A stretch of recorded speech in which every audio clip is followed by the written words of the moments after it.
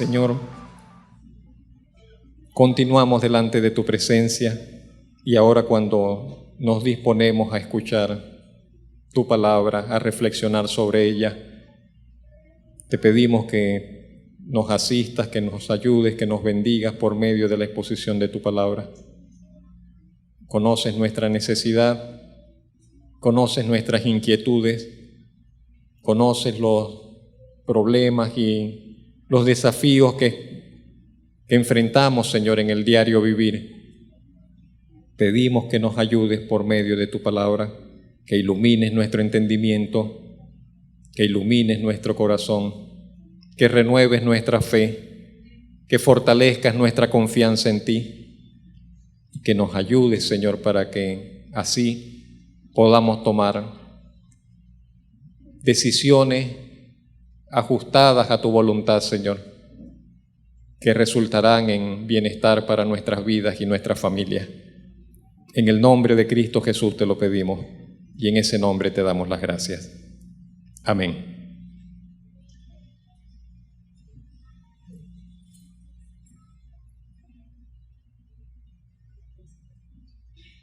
Un tema que probablemente no sería del agrado de la mayoría, es el tema de la muerte. Y sin embargo, hoy vamos a reflexionar un poco sobre la muerte. Y he llamado este mensaje Buenas noticias sobre la muerte. Buenas noticias sobre la muerte. ¿Por qué hablar de la muerte? ¿Sabe? Usted lo sabe, todos lo sabemos. En tiempos recientes, hoy día, innumerables familias están siendo golpeadas. No encuentro una palabra más adecuada para expresarlo. Innumerables familias están siendo golpeadas por la inesperada y prematura partida de miembros de su entorno. Muertes inesperadas, muertes prematuras, personas jóvenes, todavía humanamente con mucho que dar en la vida y se encuentran esas vidas truncadas, cortadas de forma inesperada. Es una de las experiencias más difíciles de afrontar y de asimilar. No hay nada que se le parezca a la muerte. No hay nada que se le parezca a la muerte. Es una de las experiencias más difíciles de sobrellevar, de afrontar, de asimilar, de superar. Es un tipo de pérdida en el cual todos los involucrados, los que sobreviven, quiero decir, aunque continúan con su vida, hay algo que se perdió de forma irreparable. Hay una particularidad en esa pérdida, en esa privación, en eso que se experimenta, que lo hace tan contundente y tan definitivo. Por otro lado, es una experiencia de la que todos, sin excepción, participamos. Todos vamos a participar, al menos como familia, lo experimentamos. Yo tendría tal vez 6 años de edad, no recuerdo ya, y niño, y de repente una madrugada en la casa lloran y tal, y las luces, y está todo oscuro, y nada, se murió el abuelo. Creo que es el primer recuerdo que tengo asociado con esa experiencia. Pero mientras más vivimos, más conocidos, más cercanos vemos partir.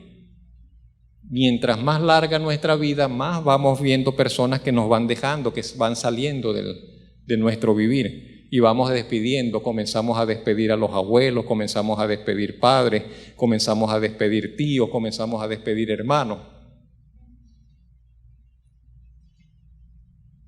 Una experiencia universal y sin embargo nunca nos acostumbramos a ello.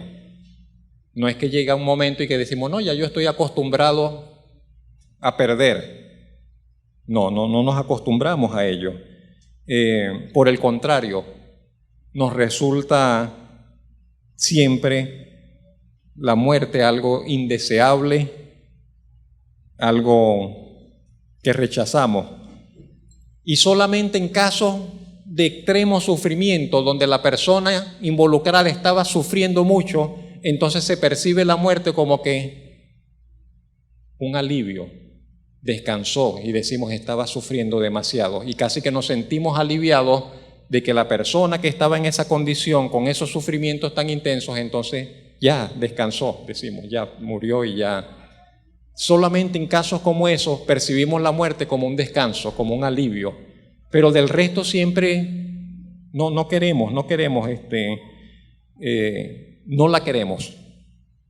Es normal que así sea.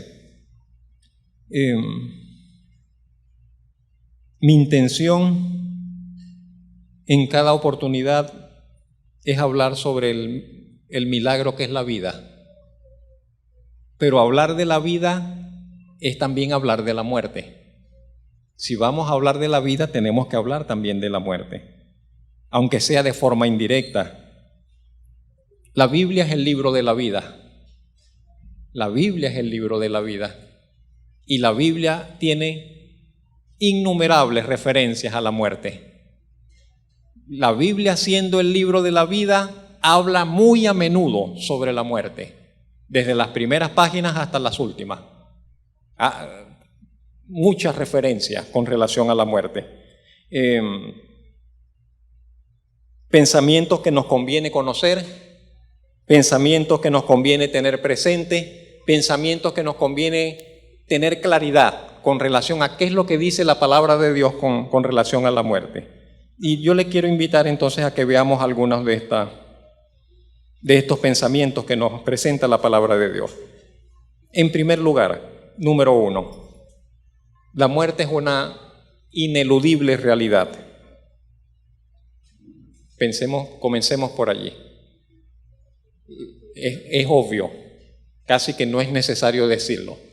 La muerte es una realidad que no podremos eludir, es una realidad ineludible, En Eclesiastés capítulo 8, verso 8, dice la palabra de Dios: no hay hombre que tenga potestad sobre el espíritu para retener el espíritu, ni potestad sobre el día de la muerte, y no valen armas en tal guerra. No hay persona, dice, que tenga potestad sobre su espíritu para decir, no, yo no me voy, o no, yo estoy vivo hasta que yo lo decida. No, eso no está en nuestra potestad, no está en nuestra posibilidad el decidir sobre ello. Y dice, no valen armas, no valen recursos, no valen estrategias en tal guerra. Sin importar las cosas grandes o pequeñas que podamos realizar, sin importar la influencia que podamos llegar a tener, si nos volvemos poderosos, si movemos influencias en la tierra, si somos personas importantes, si somos personas de renombre, sin importar nada de ello, el mantenernos indefinidamente con vida es algo que está fuera de nuestro control. Los poderosos no pueden asegurarse la vida, los famosos no pueden asegurarse la vida, los adinerados no pueden prolongar su vida. Ninguna persona, por grande o pequeña, por importante, conocida o famosa que fuere, puede asegurarse la vida. Es algo que está fuera de control. Y sin la menor intención de que tengamos una visión fatalista de la vida, porque la Biblia no nos invita a tener una visión de fatalidad, de que en la muerte todos vamos a morir, ese es el destino y nada que hacer, y para qué vivir si vamos a morir, y qué sentido tiene la vida si todos vamos a morir. La Biblia no presenta esa visión de fatalismo, de fatalidad. Sin embargo, la Biblia nos invita a considerar la realidad de la muerte y su ineludible llegada. Yo quiero ofrecerle 3 razones, muy brevemente, solo las mencionaré, por las cuales pienso que la Biblia nos invita a que reflexionemos y consideremos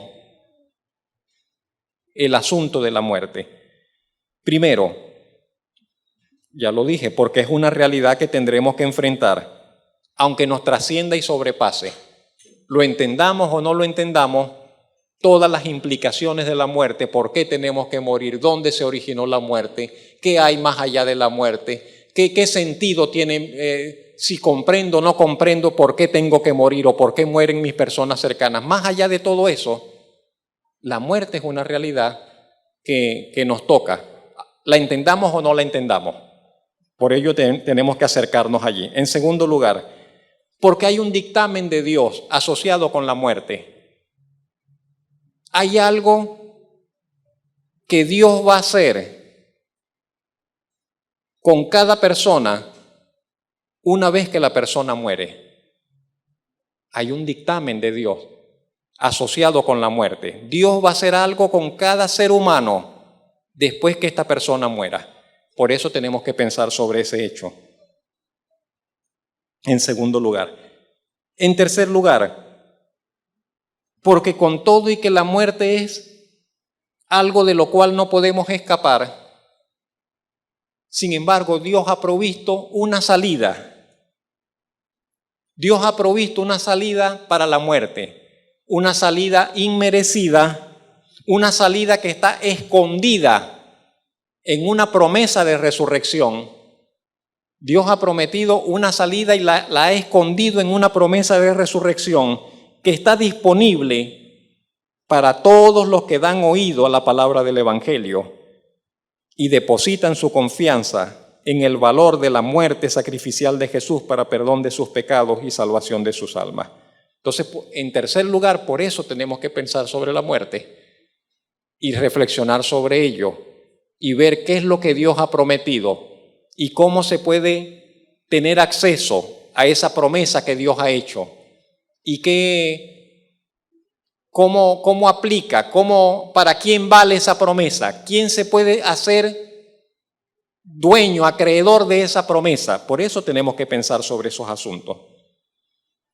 De manera que la muerte como suceso no puede ser un tema prohibido. A veces hay cosas que nosotros nos censuramos y decimos, yo no hablo de eso. O decimos que nadie me venga a hablar de eso. Son temas prohibidos. Pero la muerte no debería ser un tema prohibido. Ni tampoco deberíamos tener un sentir, ¿cómo le digo? ¿Cuál es la palabra? Yo creo que la anoté por acá. Supersticioso. No podemos tener un sentir de superstición con la muerte. ¿Cómo es esto? Que digo, no, yo no voy a hablar de la muerte. Uy, eso es llamar la muerte, eso es ser supersticioso. No podemos ser supersticiosos. Un cristiano no puede ser supersticioso. Que dice, no, yo no voy a hablar de enfermedad porque me enfermo, eso es superstición. Que yo no voy a hablar de la muerte porque es como llamar a la muerte, eso es superstición. No estamos llamados a ser supersticiosos. Tenemos que ser libres, tenemos que ser valientes, tenemos que ser lo suficientemente claros para saber que podemos abordar todos los temas, inclusive el de la muerte, porque la palabra de Dios está llena de ese tema y nos invita a que nos adentremos y lo entendamos y lo desmenucemos y sepamos de qué se trata. ¿Es un enemigo la muerte? Ciertamente, la Biblia dice que es un enemigo. Tenemos que conocer a nuestro enemigo. ¿Es algo que nos va a golpear, que nos va a herir? Sí, tenemos que saber por cómo y hasta dónde. Pero es algo de lo cual también el Señor nos ha librado y para siempre. Y tenemos que saber también cómo y por qué, cómo lo hizo. De manera que entonces la muerte es una realidad, en primer lugar, de la que todos tendremos que participar, que no la podremos evitar. Y sin embargo, cierro este primer punto, es algo que tenemos que en lo que esté de nuestra parte conforme a la voluntad de Dios, tenemos que rechazar. Esto no significa de que entonces que el cristiano va a buscar la muerte. No, tenemos que buscar la vida. Y si estamos enfermos, tenemos que tratar de sanarnos. Y si para sanarnos y prolongar la vida tenemos que tomar medicamentos, tomamos medicamentos. Y si tenemos que cambiar hábitos, tratar de comer más sano, tratar de hacer ejercicio, tratar de descansar más, tenemos que hacerlo. No podemos tener una actitud autodestructiva. Eso es contrario a la fe. Pero por otro lado, si para prolongar la vida tengo que quebrantar la palabra de Dios, no, entonces que me muera. Entonces que me quiten la vida. Si le decían a los creyentes, usted niega al Señor Jesucristo, le perdonamos la vida. Si usted sigue insistiendo en que Jesucristo es el Señor, pierde la vida. Bueno, quítenme la vida. Yo no voy a negar al Señor Jesucristo. Hasta ese punto, de eso se trata. Usted me puede quitar esta vida, Dios tiene una vida nueva para mí, una vida eterna para mí. Entonces, trabajar para mantenernos con vida dentro del propósito y la voluntad de Dios.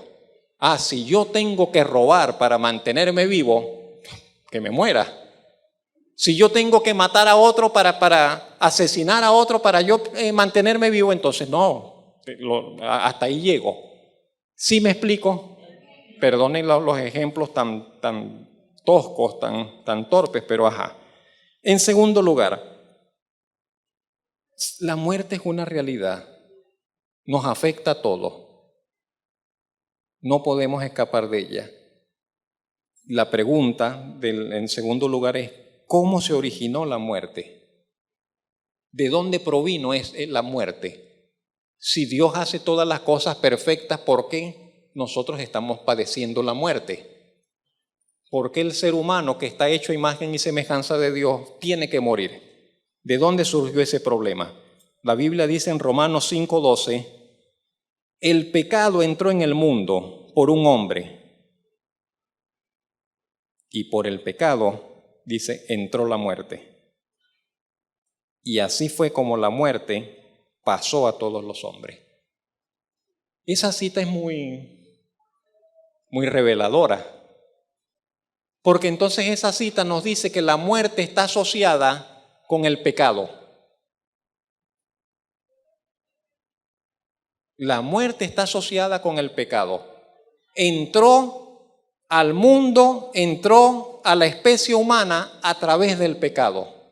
Eso es lo que nos enseña la Biblia. Que la muerte es un enemigo, un mal que se instaló en nuestra condición humana.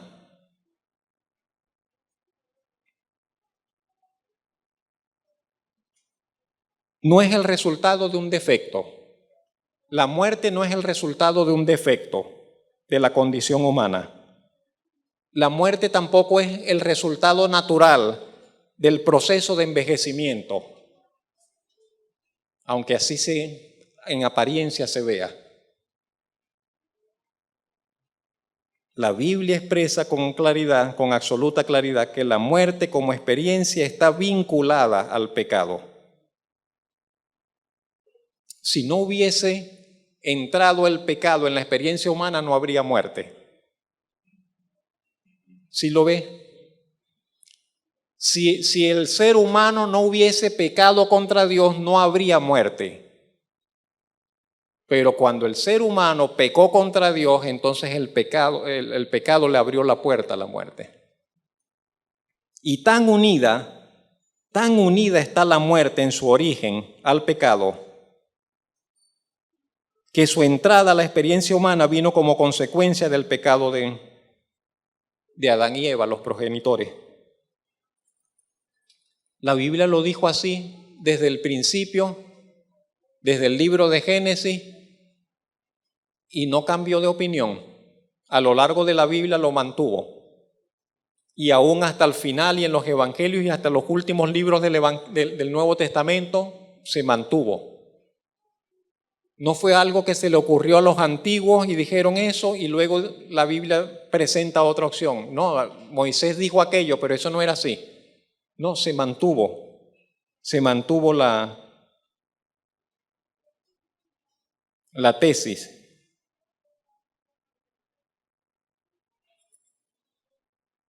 Dios es fuente de vida. Dios es vida. Dios es vida. Dios es fuente de vida. El ser humano fue creado para disfrutar de la vida que emana de Dios. Y solamente tenía el hombre, Adán, quiero decir, solamente tenía que mantenerse en comunión con Dios. Eso era todo lo que tenía que hacer. Mantenerse en compañerismo con su Creador. Eso era todo lo que tenía que hacer. Y con mantenerse en compañerismo con su Creador iba a disfrutar de vida por siempre. Iba a disfrutar de vida por siempre. Y la historia está en Génesis. Usted lo puede leer luego. Génesis 1, Génesis 2, Génesis 3.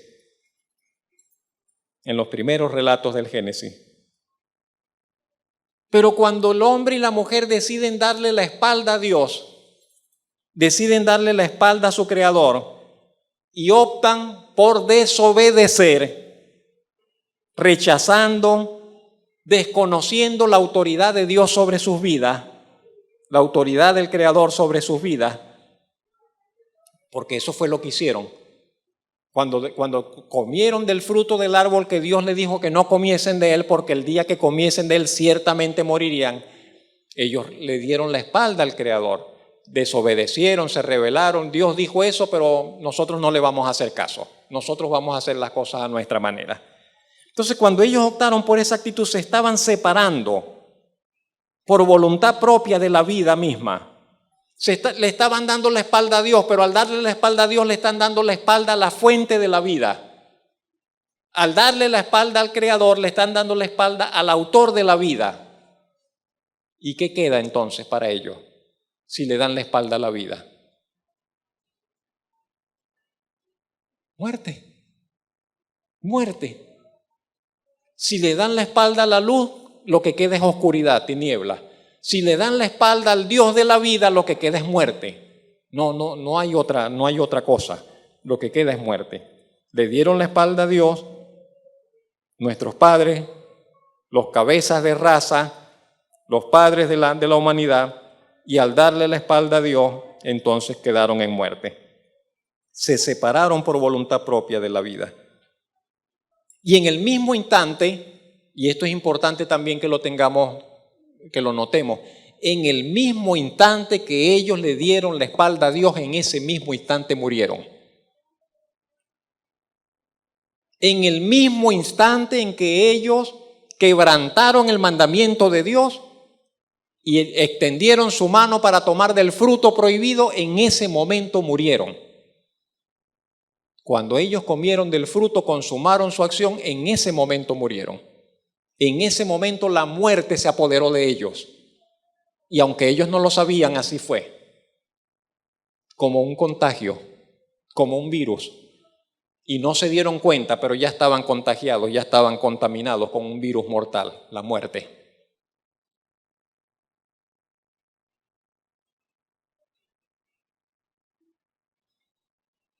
Le llegó hasta lo más profundo de sus entrañas.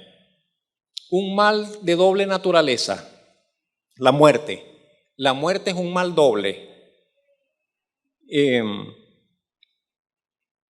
porque implica muerte espiritual y muerte física.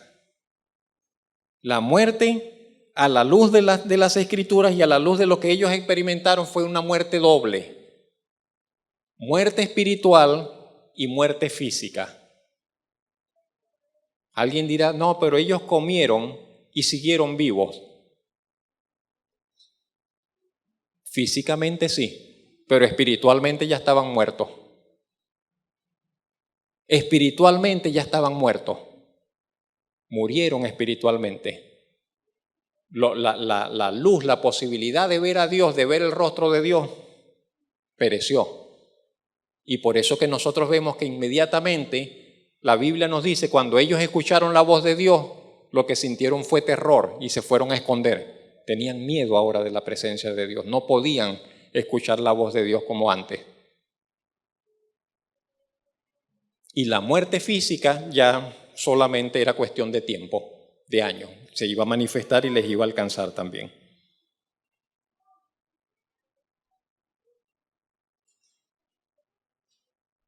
La muerte espiritual es la más determinante. La muerte espiritual es la más determinante. Conlleva la separación de Dios. Cuando hablamos de muerte espiritual es separación de Dios. Una persona muerta espiritualmente, lo que estamos diciendo es una persona que está separada de Dios, está muerto espiritualmente, está separado de Dios. La muerte física solamente es un reflejo de esa primera muerte. La muerte física es solamente el cese de las funciones del cuerpo, de las funciones vitales. Y es un reflejo de la muerte más profunda, que es la muerte espiritual. Si aquí se hubiera cerrado la Biblia, diríamos, la creación del hombre fue un proyecto fallido. Diríamos, la creación del ser humano fue un proyecto fracasado. Pero no cerró allí. No cerró allí la escritura, no terminó allí la historia. Dios no actúa por emergencia. Dios no actúa para responder a eventualidades. Todo lo tiene previsto, preordenado, trazado el plan de principio a fin en todos sus detalles, desde la eternidad pasada hasta la eternidad futura. Y a Dios, a quien nada le toma por sorpresa, demostró a lo largo de los siguientes siglos, de los siguientes años, cientos de años, que en sus planes todo estaba contemplado. El hombre necesitaría perdón, Dios lo tenía resuelto. El hombre necesitaría justificación, Dios lo tenía resuelto. El hombre iba a necesitar ahora vida espiritual, Dios lo tenía resuelto. Y todo fue obrando. El Señor fue obrando en la historia para hacer coincidir todas las causas, para hacer coincidir todas las necesidades, para hacer coincidir todas las consecuencias sobre la persona del Señor Jesucristo. La respuesta de Dios llegó cuando tenía que llegar, en la persona del Señor Jesucristo. Todas las otras cosas anteriores fueron como paliativos, mientras llegaba el Señor Jesucristo. Vistió al hombre y la mujer que estaban desnudos, mientras llegaba el Señor Jesucristo. Les ordenó unas leyes para que pudiesen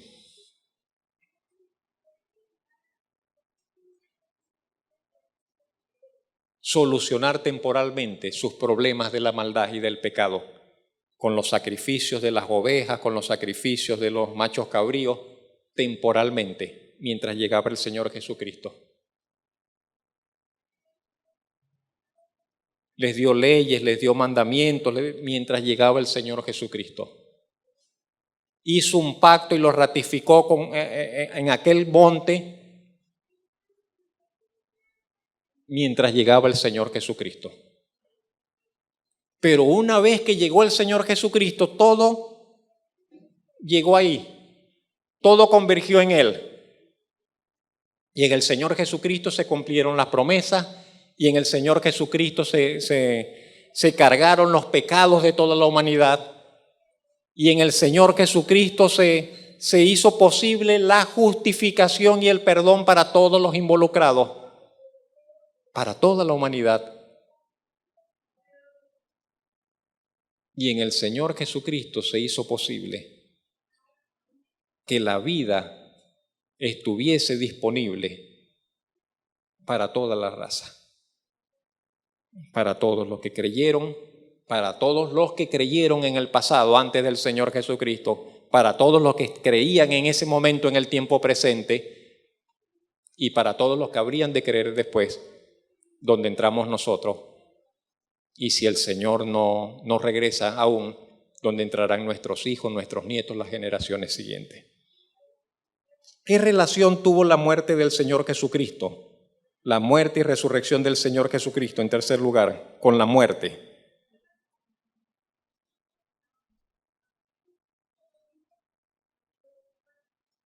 La Biblia dice en Hebreos 2:14, por cuanto los hijos participaron de carne y sangre, Él, el Señor Jesucristo, también participó de lo mismo, de carne y sangre, para destruir por medio de la muerte, su muerte en la cruz, al que tenía el imperio de la muerte. La frase termina diciendo, esto es al diablo. Dice, el que tenía el imperio de la muerte es el diablo.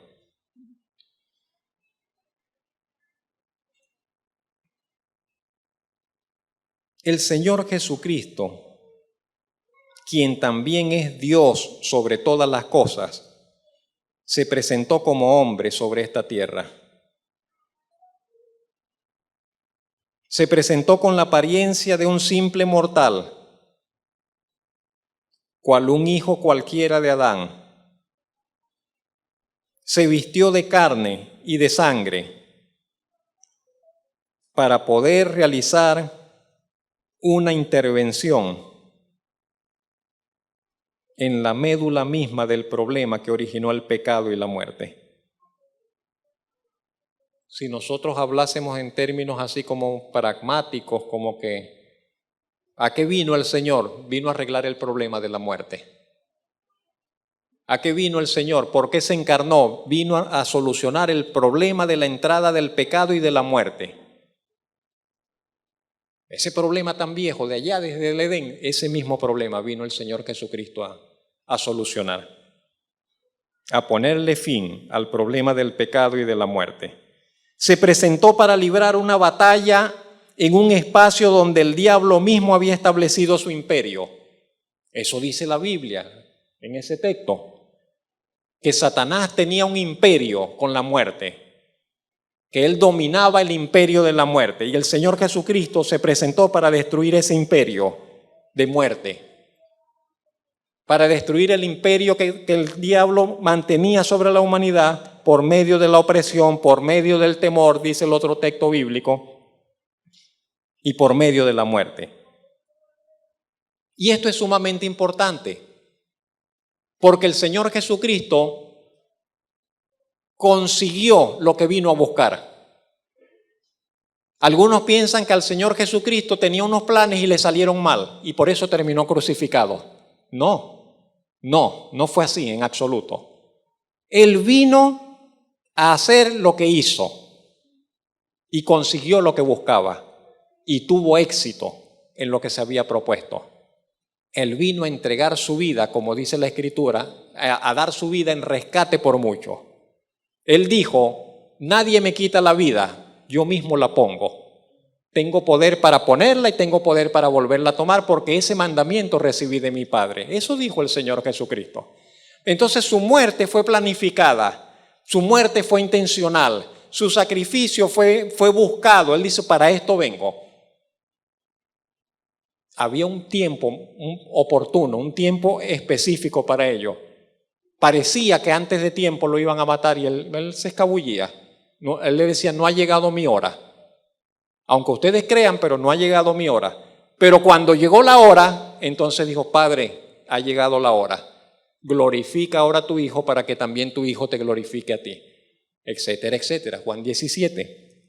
De manera que el Señor Jesucristo consiguió lo que Él buscaba cuando se encarnó y cuando entregó su vida en esa cruz. Vino a ponerle fin al problema de la muerte en sus dos implicaciones, en el aspecto espiritual y en el aspecto físico. Eso vino a hacer el Señor Jesucristo. Vino para manifestarnos el camino que nos lleva de regreso a la fuente de la vida. Se nos perdió el camino hacia el paraíso. Se nos perdió el camino de regreso a Dios. Se nos perdió el camino de donde venimos, el camino a casa. Tan perdidos estamos que usted sabe todo lo que se dice.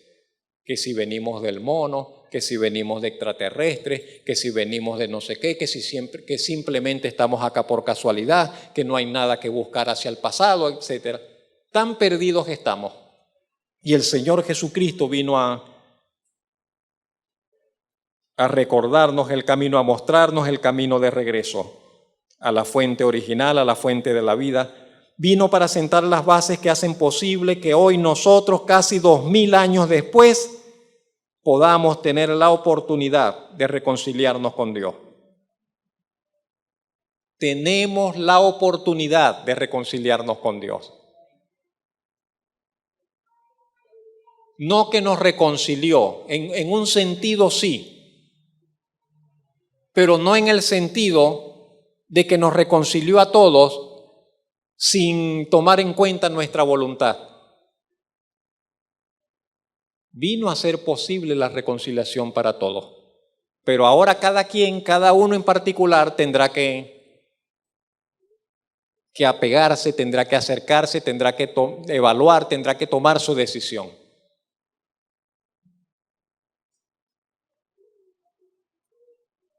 Pero vino también el Señor Jesucristo para destruir por medio de su propia muerte al que tenía sometida en opresión y oscuridad a la humanidad entera, esto es al diablo. De manera que con la venida, con la muerte y resurrección del Señor, hubo un cambio de era. La humanidad ha pasado por distintas etapas. Con la muerte y resurrección del Señor hubo un cambio de etapa. Un cambio realmente grande, un cambio de dimensiones mayúsculas, un cambio de implicaciones eternas, un cambio de alcances universales. ¿Y qué es lo que cambió? Y no deberíamos tener dudas ninguno de nosotros. ¿Qué es lo que cambió? ¿Qué cambio obró el Señor? Nada más y nada menos que la muerte fue vencida. Imagínense. Nada más y nada menos que la muerte fue vencida. Que la muerte que iba invicta y se había llevado por delante a todos los hombres en todas las edades, la muerte finalmente fue vencida. Entonces eso es un cambio mayúsculo, eso es un cambio muy grande. Y ese es el mensaje del Evangelio. En cierta manera, esa es la buena nueva del Evangelio. Que el terrible enemigo, que el invencible adversario ha sido derrotado una vez y para siempre. Bendito el Señor. No es de extrañar entonces que las voces de los mensajeros del Señor nos inviten a tratar de ver con los ojos de la fe que en realidad ese hecho es algo consumado. La victoria del Señor sobre la muerte es un hecho ya consumado. Y por otro lado, que está en desarrollo. Las voces de los mensajeros del Señor se levantan en la Escritura para que ante la perspectiva de la muerte, cuando nosotros vemos la muerte, cuando nosotros pensamos en la muerte, cuando nosotros consideramos la muerte, recordemos que si estamos en una genuina y correcta relación con Dios, sobre la segura y firme base del Evangelio de Jesucristo, no tenemos por qué temer. No tenemos por qué temer. Si estamos en Cristo, nada hay que temer. La muerte no puede hacernos ningún mal. Las voces de la segura y gozosa esperanza nos invitan a recordar y a tener firmemente establecido el hecho en nuestra mente y corazón. Nuestro Señor y Salvador venció la muerte y en su victoria obtuvo para todos los que confían en Él la garantía de resurrección, la garantía de la vida eterna. Yo quisiera poder expresar esto de otra forma, más clara, más contundente, más precisa, más convincente, pero solo soy un débil, un torpe instrumento que intenta hablar y comunicar verdades que me sobrepasan. Pero hay algunas frases exquisitas, hay algunas frases maravillosas en la palabra de Dios que lo expresan de la siguiente manera. Lea, por ejemplo, conmigo en 1 Corintios capítulo 15, verso 20 al 26. Dice, Cristo ha resucitado de los muertos, primicias de los que durmieron es hecho. Primicia. Dice, es el primer fruto de muchos otros que vendrán. Primicias de los que durmieron. Dormir, en ese caso morir. Primicias de los que durmieron es hecho. Porque por cuanto la muerte entró por un hombre, también por un hombre viene la resurrección de los muertos. Porque así como en Adán todos mueren o todos murieron, también en Cristo todos serán vivificados. Pero cada uno en su debido orden. Primero Cristo, las primicias.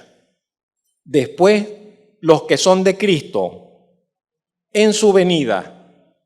Y más adelante el fin, cuando entregue el reino a Dios y Padre, cuando haya suprimido todo dominio, toda autoridad, toda potencia, porque preciso es que Él reine hasta que haya puesto a todos sus enemigos debajo de sus pies.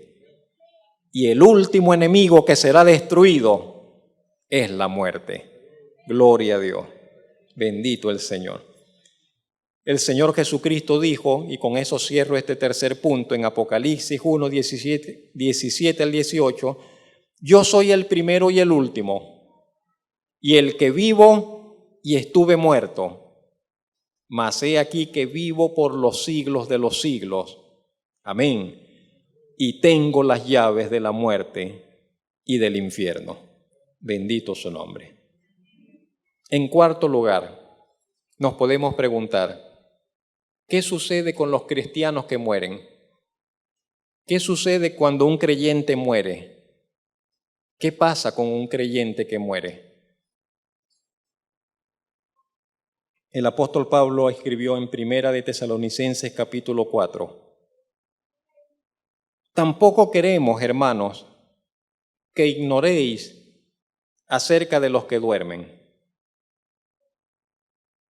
para que no os entristezcáis como los otros que no tienen esperanza.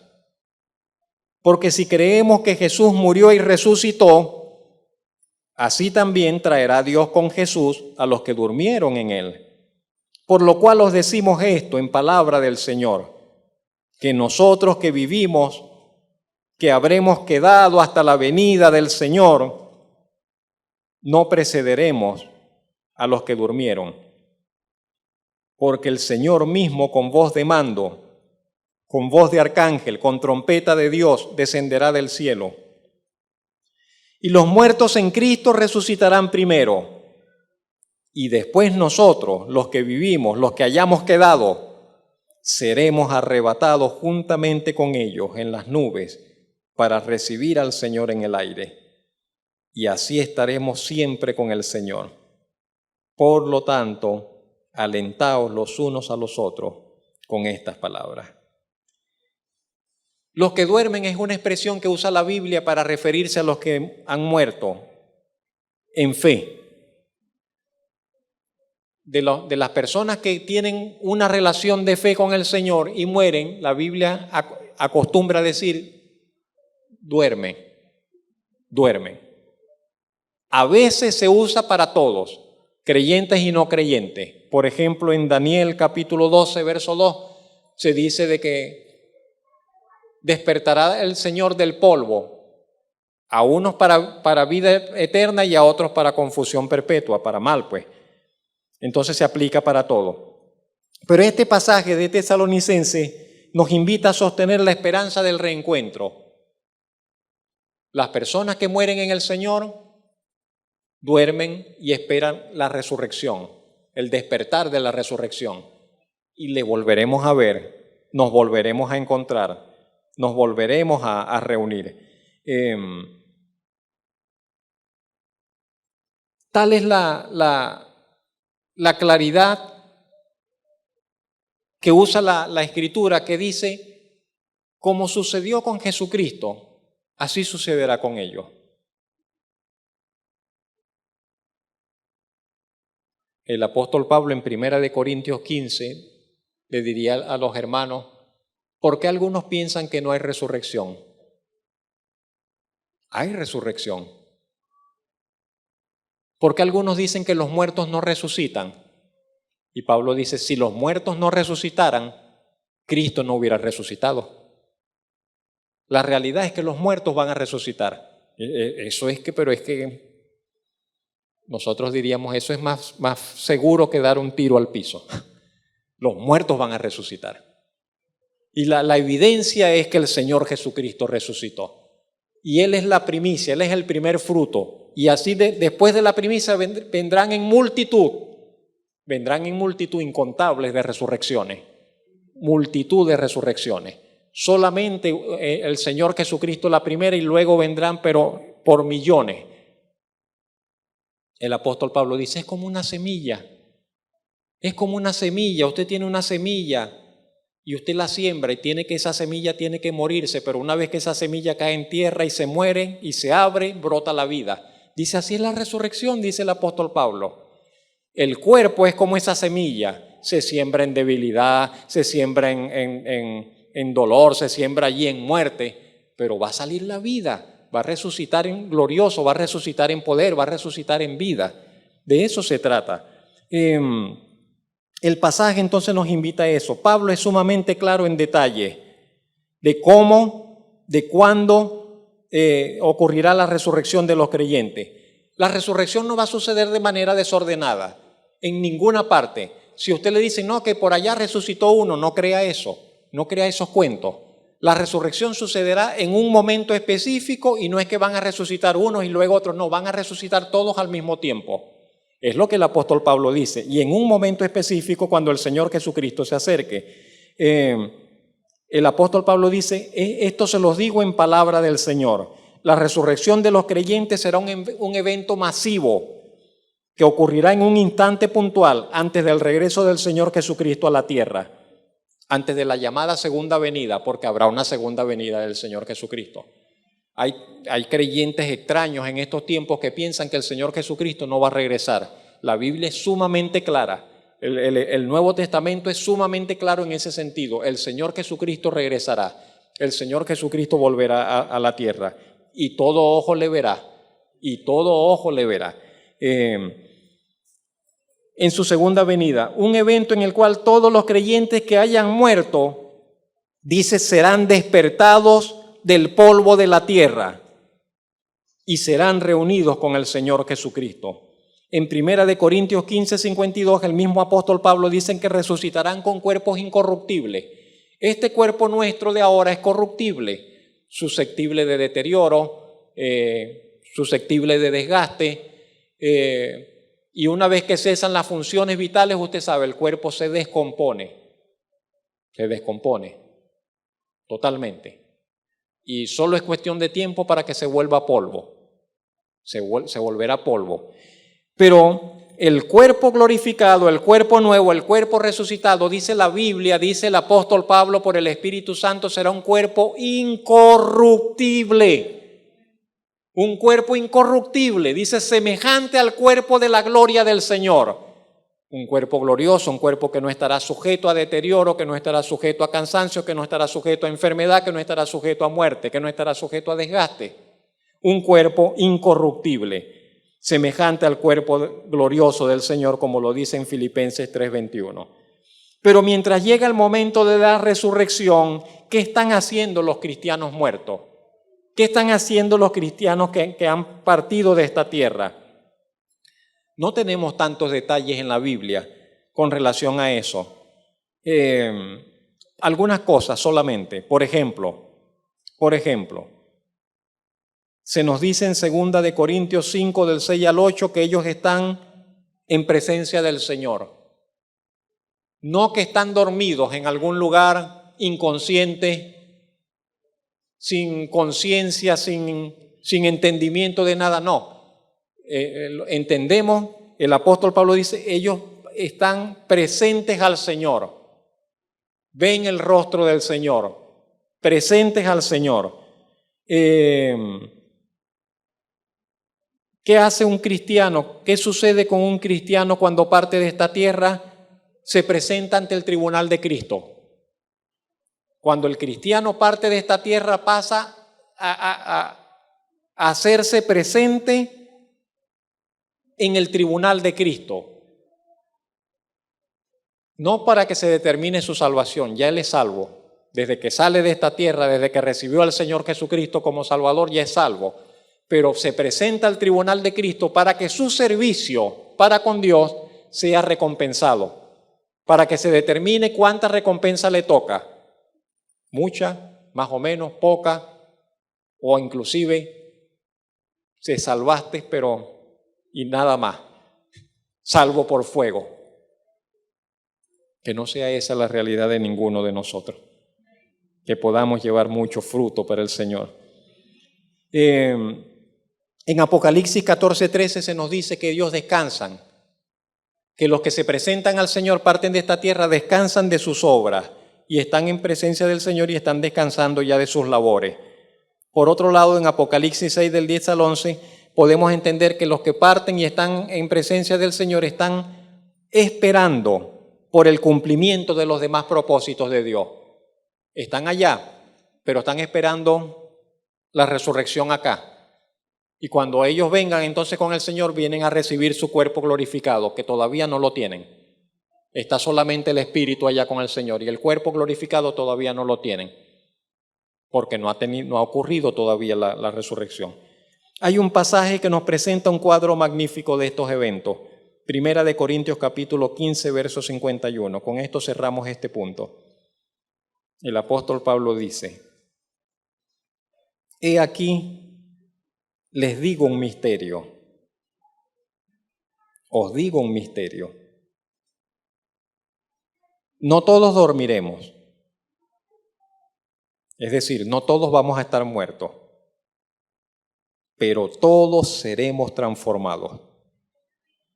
En un momento, en un abrir y cerrar de ojos, en un instante, eso va a ser una fracción de segundos, eso, en un abrir y cerrar de ojos, a la final trompeta, porque se tocará la trompeta. No sé cómo será esa trompeta, no sé si se parecerá a las trompetas que nosotros escuchamos, no sé si será una sirena, no sé si será una alarma, pero algo sonará, algo se escuchará, algo retumbará en toda la creación. Se tocará la trompeta y los muertos serán resucitados incorruptibles. Y nosotros, los que estemos vivos, dice, seremos transformados. Porque es necesario que esto corruptible,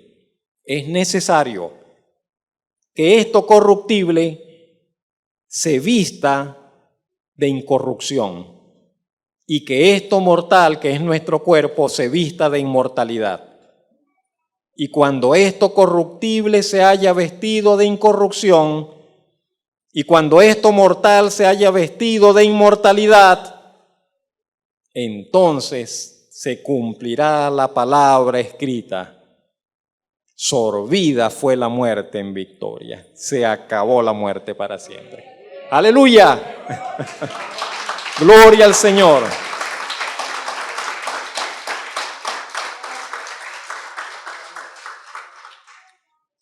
No importa si estamos vivos o estamos muertos, pero lo vamos a experimentar. Gloria al Señor.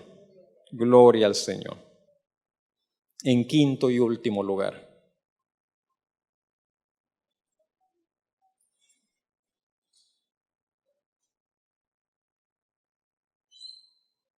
¿qué hay de los que mueren sin creer a la palabra del Evangelio?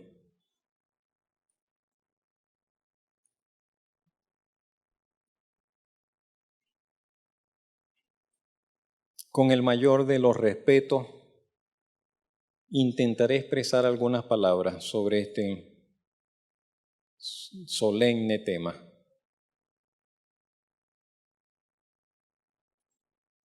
Lo primero que debo decir es lo siguiente: absolutamente todos los cuadros, todas las imágenes, todas las referencias que presenta la Biblia, la palabra de Dios, sobre la condición y el estado de aquellos que salen de esta vida terrenal sin haber dado oído a la palabra de Dios, a la palabra del Evangelio, son cuadros descriptivamente muy fuertes y dolorosos. Eso es lo primero que diré.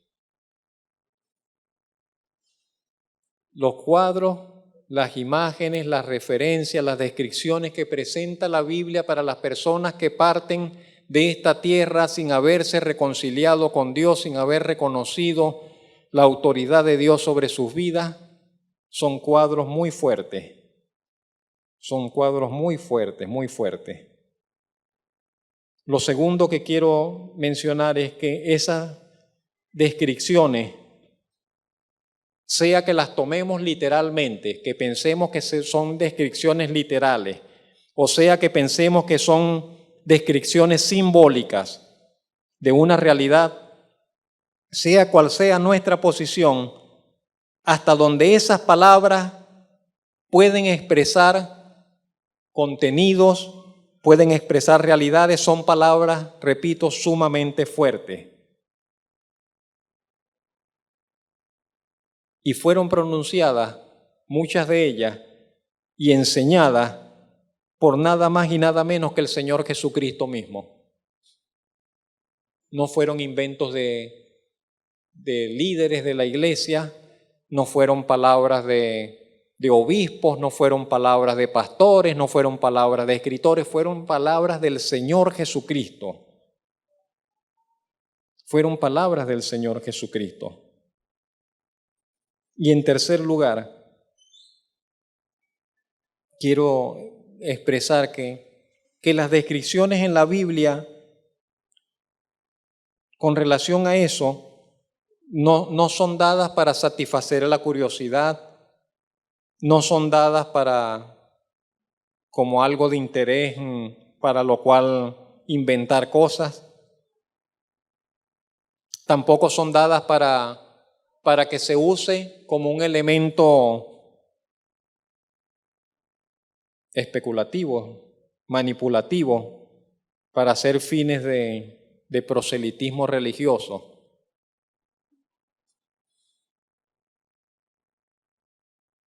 La finalidad de tales porciones bíblicas es alertarnos del real y gravísimo peligro de perder nuestra vida en su totalidad.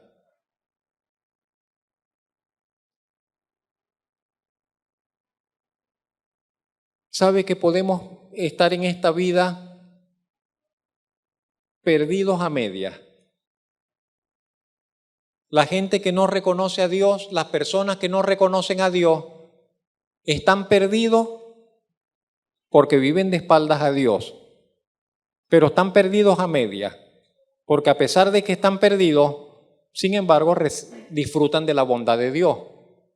Disfrutan de las bondades de Dios. Dios les hace salir el sol, Dios les da vida, Dios les permite tener salud, Dios les permite experimentar muchos goces. Disfrutan del afecto, disfrutan de cariño, disfrutan de una familia, disfrutan de las cosas que disfrutan, a pesar de que viven de espaldas a Dios.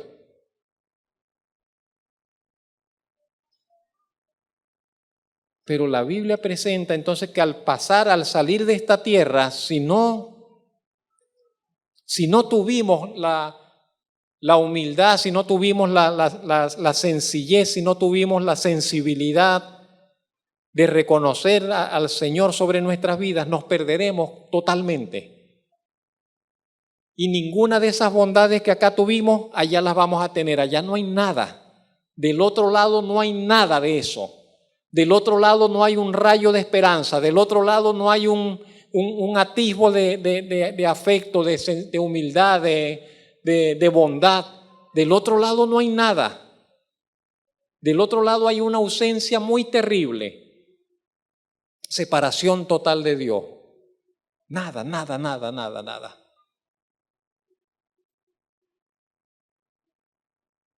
De manera que finalmente estos pasajes lo que buscan es hacer un llamado al arrepentimiento, un llamado a que nos aseguremos de reconciliarnos con Dios en esta etapa de nuestras vidas antes de que crucemos la línea del no retorno, La línea que una vez que se pasa esa línea no tiene vuelta atrás, no hay manera de ya. La línea del no retorno hacia la eternidad. Y solamente quiero leer, no voy a comentarlas, no voy a explicar nada, solamente quiero leer lo que dijo el Señor Jesucristo con relación a ese estado. En Mateo 13 está registrado que el Señor dijo: asimismo, el reino de los cielos es semejante a una red que, echada en el mar, recoge toda clase de peces, y una vez llena, la sacan a la orilla, y sentados recogen lo bueno en cestas y lo malo lo echan fuera. Así será el fin del siglo. Saldrán los ángeles y apartarán a los malos de entre los justos y los echarán en el horno de fuego. Allí será el lloro y el crujir de dientes. En Marcos capítulo 9, el Señor Jesucristo dijo: si tu mano te fuere ocasión de caer, córtala. Mejor te es entrar en la vida manco que teniendo dos manos ir al infierno, al fuego que no puede ser apagado, donde el gusano de ellos no muere y el fuego nunca se apaga. Y si tu pie te fuere ocasión de caer, córtalo. Mejor te es entrar a la vida cojo que teniendo dos pies ser echado en el infierno, al fuego que no puede ser apagado, donde el gusano de ellos no muere y el fuego nunca se apaga. Y si tu ojo te fuere ocasión de caer, sácalo. Mejor te es entrar en el reino de Dios con un ojo que teniendo dos ojos ser echado al infierno, donde el gusano de ellos no muere y el fuego nunca se apaga. El apóstol Juan escribió, Apocalipsis 20, dice: y vi un gran trono blanco, y al que estaba sentado en él, de delante del cual huyeron la tierra y el cielo, y ningún lugar se encontró para ellos. Y vi a los muertos, grandes y pequeños, de pie ante Dios, y los libros fueron abiertos.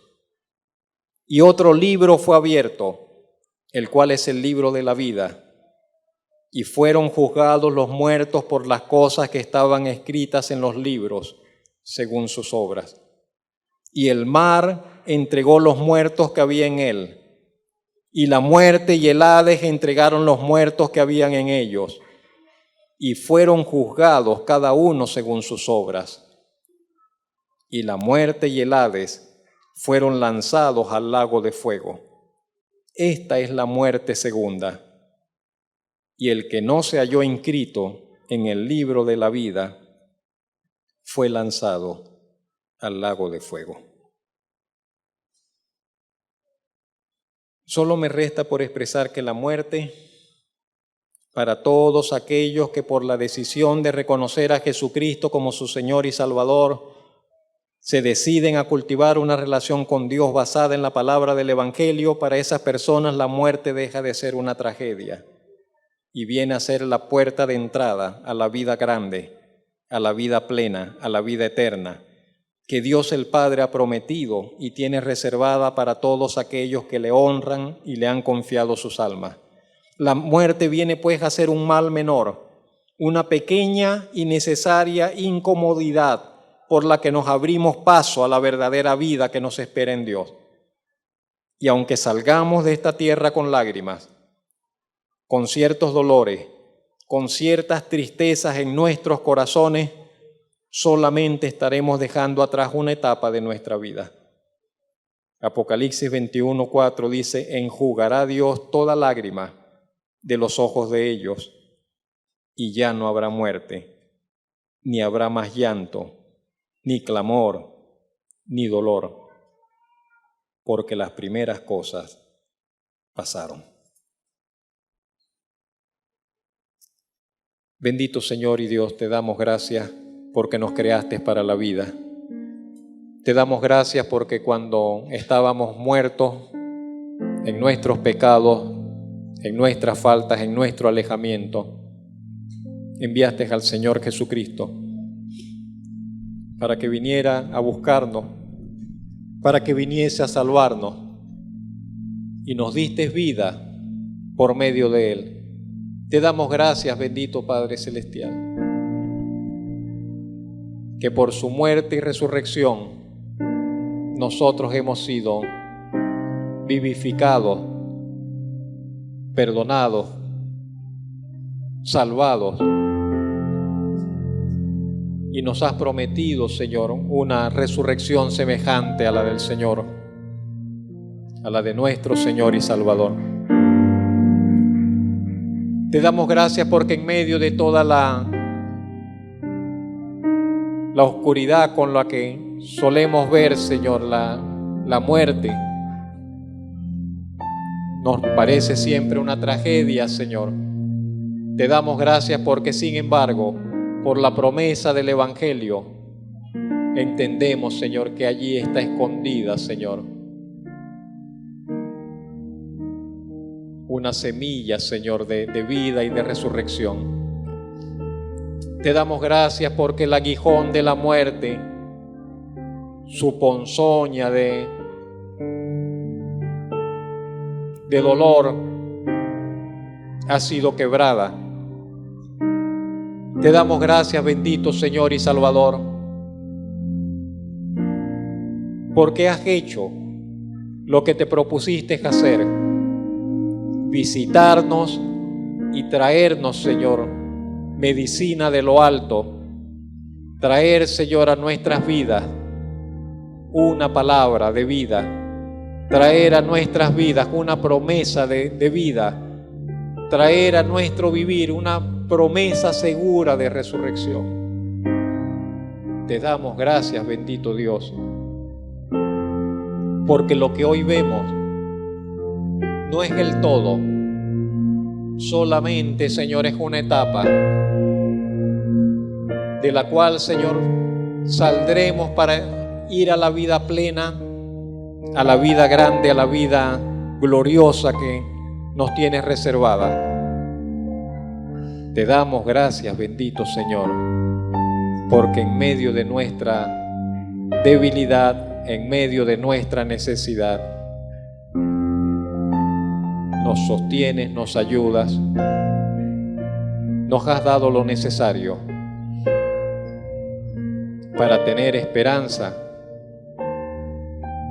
para confiar, Señor, a ti nuestro vivir presente, para poder, Señor, mirar hacia el mañana con expectativas de bien.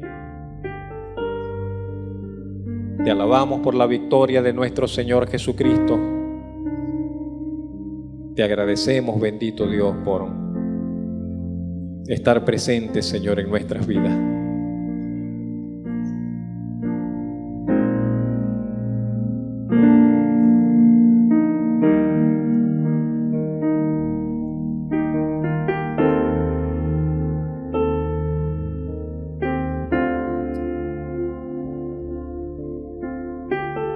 Ayúdanos, Señor, a mirar